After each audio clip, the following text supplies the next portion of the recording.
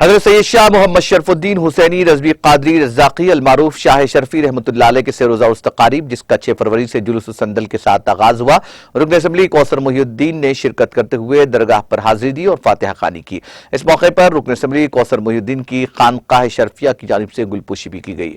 اس موقع پر تقسیم تبرک عمل میں آیا اور بعد نماز شام منقبتی مشاعرے کا انعقاد عمل میں آیا۔ منگل کے روز چراغاں ہوں گے۔ نماز عصر کے بعد تلاوت قرآن مجید، قصیدہ برد شریف اور محفل حمد و نعت منعقد ہوگی۔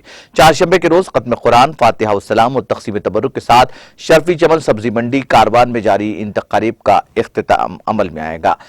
مولانا سید شاہ محمد رفیع الدین حسینی رضوی قادری شرفی، مولانا سید شاہ محمد حکیم الدین حسینی رضوی قادری شرفی، مولانا سید شاہ محمد عبد المعیز حسینی رضوی قادری شرفی، ڈاکٹر سید شاہ محمد حسیب الدین حسینی رضوی قادری شرفی، مولانا سید شاہ محمد احسن الدین حسینی رضوی قادری شرفی، سجادہ نشین شرفی چمن اور سید شاہ کاظم محی الدین حسینی رضوی قادری شرفی کی زیر نگرانی جاری ہیں۔ اس موقع پر امجد شاہ نوری شرفی بھی موجود تھے۔